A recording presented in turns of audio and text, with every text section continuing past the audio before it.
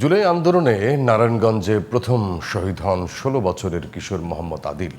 ২০২৪-এর ১৯ জুলাই ঢাকা নারায়ণগঞ্জের লিংক রোডের ভুঁইগড় এলাকায় পুলিশের টার্গেট কিলিংয়ের শিকার হন মেধাবী এই শিক্ষার্থী। তার মৃত্যুর খবরে ফুঁসে ওঠে নারায়ণগঞ্জের ছাত্র জনতা। কেবল নিজ সন্তানই নয়, জুলাইয়ের সব হত্যাকাণ্ডের দ্রুত বিচার এবং শহীদদের স্মৃতি সংরক্ষণে সরকারের কাছে জোর দাবি জানিয়েছেন আদিলের বাবা মা। আরও জানাচ্ছেন মহসিন কবির। ২০২৪-এর ১৯ জুলাই এদিন বৈষম্য বিরোধী ছাত্র আন্দোলন ঘোষিত ৯ দফা দাবির সঙ্গে একাত্মতা প্রকাশ করে নারায়ণগঞ্জেও আন্দোলনে নামে শিক্ষার্থীরা। সেদিন ছিল শুক্রবার। জুমার নামাজের পর দুপুরে খাচ্ছিল আদিল। হঠাৎ তার এক বন্ধু এসে জানায় রাস্তায় পুলিশের সঙ্গে আন্দোলনকারীদের সংঘর্ষ হচ্ছে। খাবার শেষ না করেই আদিল তখন ছুটে যায় আন্দোলনে। ছেলেকে আটকানোর চেষ্টা করেও পারেননি মা আয়েশা আক্তার। এক লোকমা বাদ ছিল, ওই এক লোকমা বাদ ফালাই দৌড় দিছে। আমি আবার পিছিয়ে আমি থাপদা গেঞ্জিটা দৌড়ছি, ইমন করে মাথাটা ঝুলেছে। মনে না আমি সাদে যাবো, রাস্তায় যাবো না। আমার এটা সংকেত দিল, দিয়ে বাড়ি হয়ে গেল।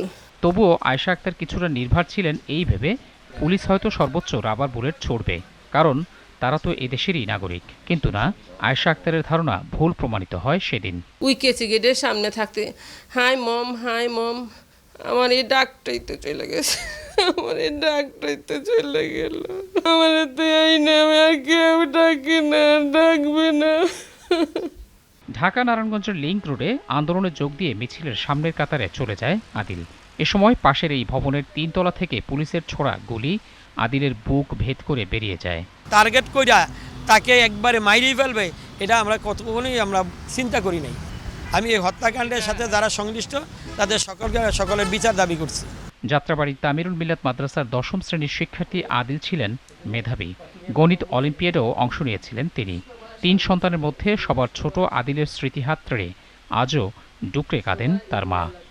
আমাকে মেরে ফেলতো, আমার ছেলেটা এলো থাকতো, দুনিয়ায় মাত্র আসছে, আমার কোলে আসলো, আমার কায়দা নিয়ে গেল কেউ। আদিল নিহত হওয়ার খবরে ফুঁসে ওঠে নারায়ণগঞ্জবাসী। আন্দোলন ছড়িয়ে পড়ে জেলার সর্বত্র।